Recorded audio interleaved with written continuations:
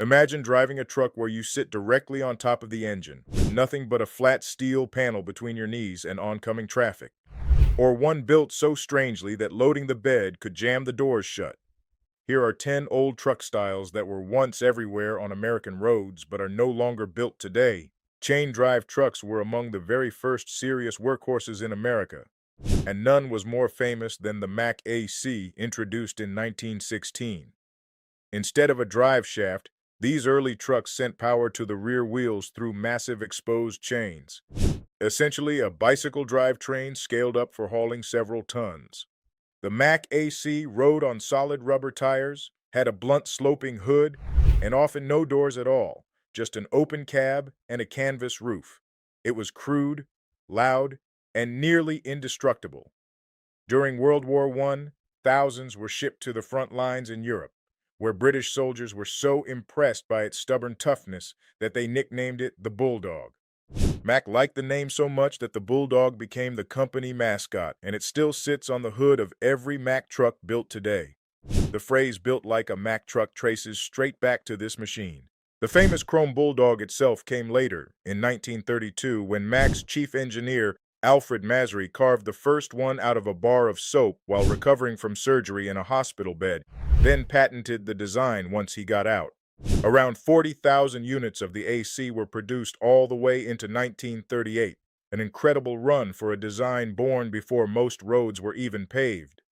But chain drive had obvious problems. The exposed chains flung grease, wore out quickly, and needed constant adjustment, and solid rubber tires limited trucks to a bone-rattling 15 or 20 miles per hour.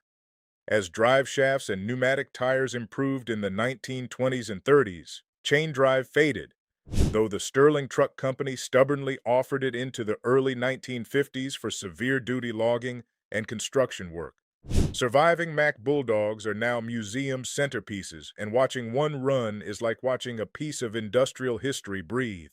While chain drive giants handled the heavy work, another vanished style aimed for something much classier. The Coupe Express, sometimes called the gentleman's pickup, was a 1930s attempt to build a truck out of an actual passenger car.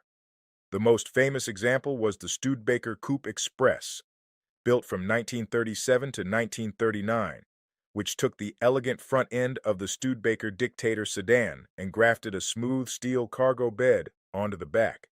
The result looked like a luxury car that happened to haul hay, complete with Art Deco chrome, sweeping fenders, and a comfortable car interior at a time when most trucks were bare metal boxes.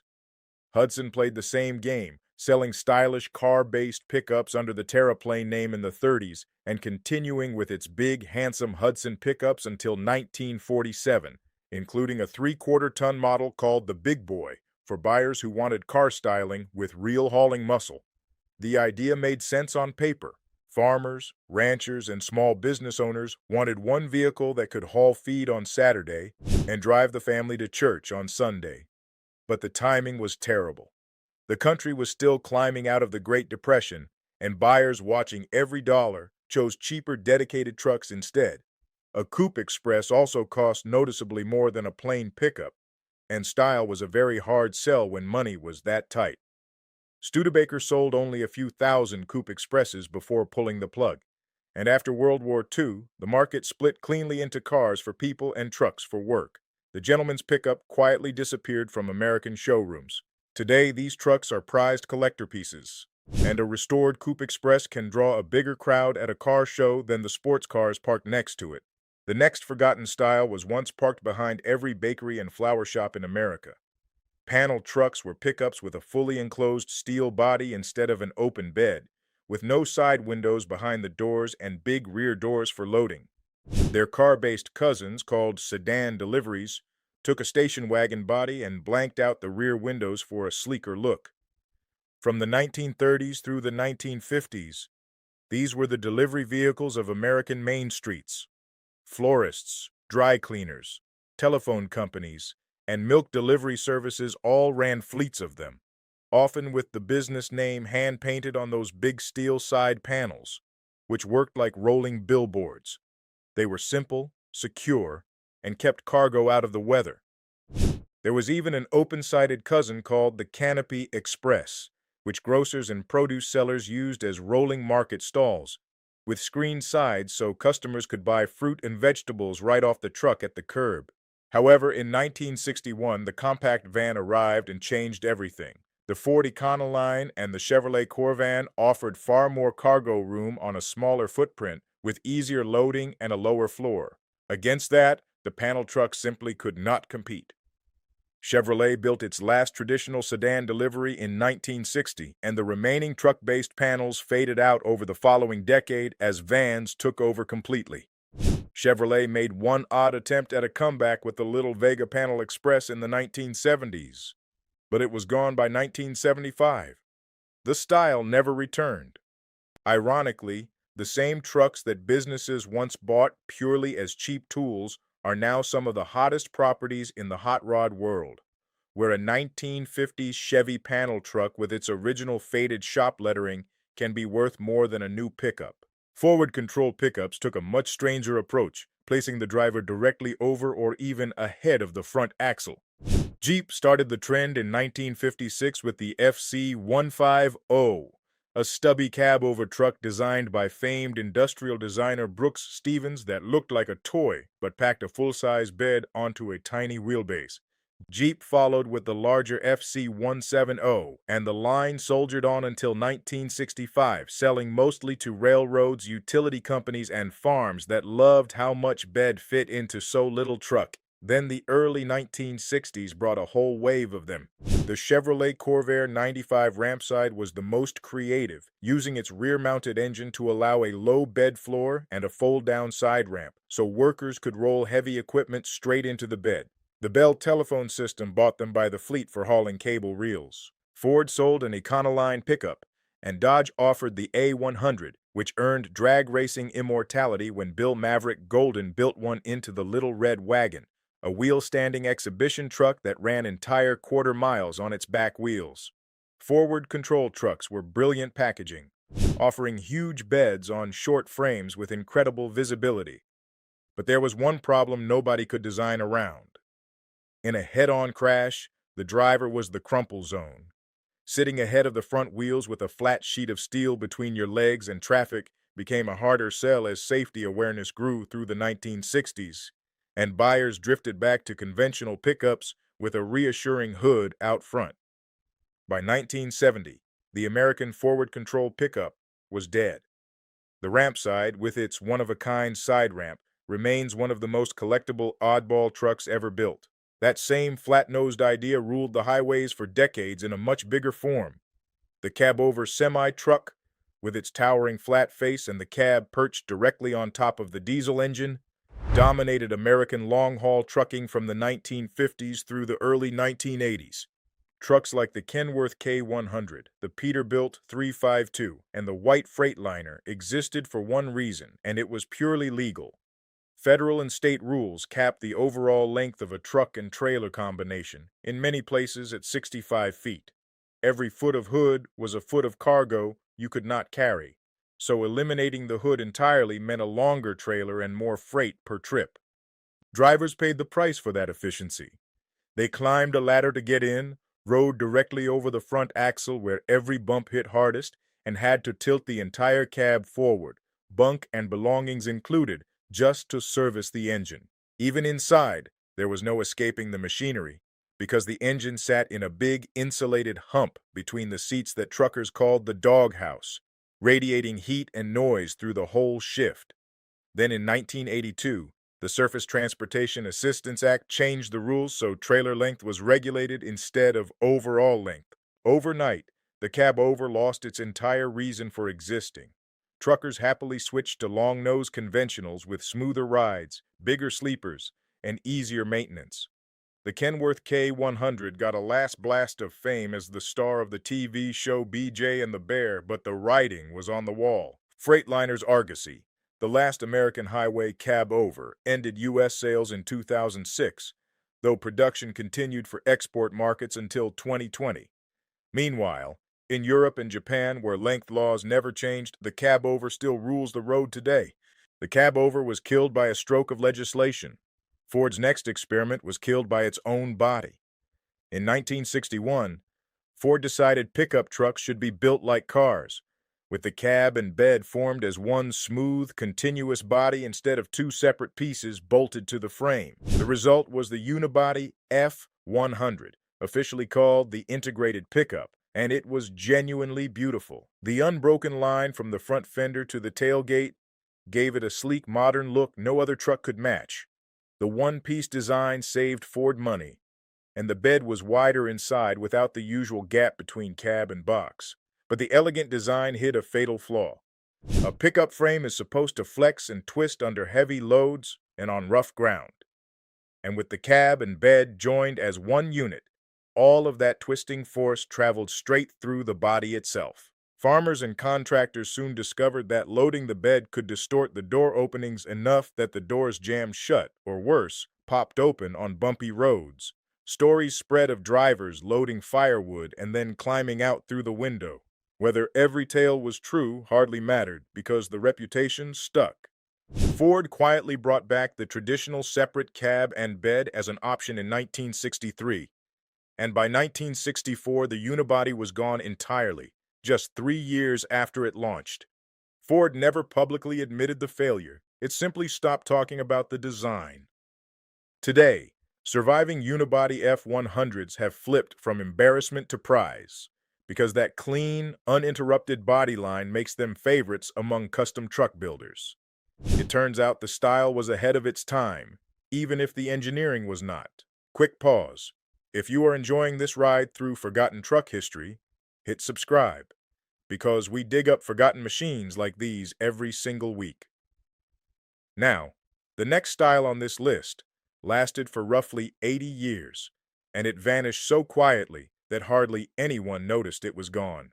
From the earliest days of the pickup truck, beds were narrow boxes mounted between the rear fenders, which bulged outside the bed like the fenders on a car, with a handy step between the cab and the rear wheel that gave the stepside its name. For decades, nobody questioned it. Then in 1955, Chevrolet showed the Cameo Carrier, a dressed-up pickup with smooth fiberglass panels covering the rear fenders, and the truck world saw its future. Ford answered with the all-steel style side bed in 1957, Chevrolet followed with the fleet side in 1958, and suddenly, the full-width, smooth bed was the modern choice. It made perfect sense, since moving the wheel wells inside the box created a wider floor, more cargo room, and cleaner styling, all from the same overall footprint. The old stepside did not die immediately, though. It hung around for another half-century as the cheap work truck option and later as a nostalgic sport option, showing up on 1970s street trucks and 1990s short beds with retro flair. Dodge kept its own version alive under the Utiline name until 1985, but each generation sold fewer, and the separate stamping dies for those old-style fenders became harder to justify. General Motors dropped its sport-side beds in the mid-2000s, and Ford built its last flare side in 2009. After roughly 80 years, the original pickup truck shape was gone from every American assembly line.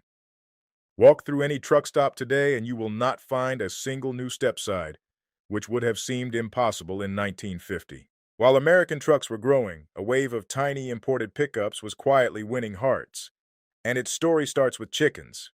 In 1964, in retaliation for European tariffs on American poultry, the United States slapped a 25% tariff on imported light trucks, a rule known forever after as the chicken tax. Instead of killing small imported pickups, it forced creative workarounds. Datsun and Toyota shipped compact trucks that found devoted buyers, and Detroit responded by importing its own badge-engineered versions, with Chevrolet selling the Isuzu-built LUV starting in 1972, and Ford selling the Mazda-built Courier the same year. Both dodged most of the tariff through a cab chassis loophole, shipping the trucks over without beds so they were taxed at just 4%, then bolting the beds on after they landed at the docks. When the 1973 oil embargo sent gas prices soaring, these cheap, thrifty mini-trucks exploded in popularity. Subaru pulled off the most famous chicken tax dodge of all with the Brat, bolting 2 rear-facing jump seats into the bed so it technically qualified as a passenger car and skipped the tariff entirely. Yes, that was legal, and yes, people actually rode back there. Through the 1980s, mini trucks were everywhere, serving as first vehicles, farm runabouts, and the foundation of an entire lowrider mini trucking subculture. But every redesign made them bigger, heavier, and more expensive because that is where the profit lived. The compact class quietly died when Ford discontinued the Ranger in 2011, and when the Ranger returned in 2019, it had grown into a midsize that towers over the originals. A 1980 Toyota pickup parked next to a modern midsize truck looks like its child. The genuinely small, genuinely cheap pickup that millions of Americans learned to drive in is simply no longer built here. The car-truck hybrid known as the Ute deserves its own chapter in this story. Ford launched the Ranchero in 1957 by grafting a pickup bed onto a full-size car body, and Chevrolet answered in 1959 with the El Camino, creating a rivalry that ran for 2 decades. The whole concept actually traces back to Australia in the early 1930s, when a farmer's wife wrote to Ford asking for a vehicle that could carry the family to church on Sunday and the pigs to market on Monday. Almost word for word what American farmers had been asking for, and a young designer named Lou Bant built exactly that. These were not work trucks pretending to be cars. They were cars that happened to have a bed, riding and driving like the sedans they were based on. And when the muscle car era arrived, they came along for the ride. The 1970 El Camino SS454 could be ordered with the legendary LS6 engine rated at 450 horsepower, making it one of the quickest vehicles Chevrolet sold that year, a grocery getter that could embarrass Corvettes at a stoplight. GMC even sold its own versions called the Sprint, and later the Caballero. But changing times killed the breed. Tightening fuel economy rules made big car platforms expensive to keep alive. Buyers wanting cheap haulers switched to those imported mini trucks, and buyers wanting comfort just bought regular pickups, which were getting nicer every year. Ford built the last Ranchero in 1979, and the El Camino held on until 1987 before fading away. The idea survived longest in Australia, where the Ute was practically a national symbol, until Holden built its final one in 2017 and closed the chapter worldwide. Every few years, rumors swirl about an El Camino revival, and every few years they come to nothing, which might be the cruelest tease in the truck world. The final vanish style is one you might not even realize is gone because it was the default pickup for most of a century. The regular cab short bed, 2 doors, a bench seat for 3, and a roughly 6-foot box was simply what the word truck meant from the 1930s through the 1990s. It was the cowboy Cadillac, the farm truck, the first vehicle for countless teenagers, and in the 90s it became the sport truck, with legends like the Chevrolet 454SS and the original Ford F150 Lightning stuffing big power into that short, light body. Ford's Lightning even came from its special vehicle team, the same group that built the Cobra Mustang. Then American truck buying changed completely. Pickups became family vehicles, and families need back seats, so crew cabs took over the market almost entirely, now accounting for the overwhelming majority of full-size sales. One by one, automakers gave up on the single cab. Toyota dropped the regular cab Tundra, Nissan discontinued the single cab Titan, and the regular cabs that remain from Ford, Chevrolet, and Ram are mostly stripped-down fleetwork trucks paired with long beds, hidden away in commercial order books. The single cab was also the cheapest way into a new truck, so when it faded, the affordable entry-level pickup faded with it. The same story that played out with the mini trucks a decade earlier. The classic configuration, the short box single cab that looked fast standing still, has essentially vanished from showrooms. A style that once defined the entire American pickup now survives mainly in memory, on used lots, and in the growing prices of those 90s sport trucks at collector auctions. So, if Detroit brought back just one of these truck styles, which one would you want sitting in your driveway? The wheel-standing forward control, the muscle car El Camino, or the humble single cab short bed? Drop a comment down below and tell us your favorite truck design.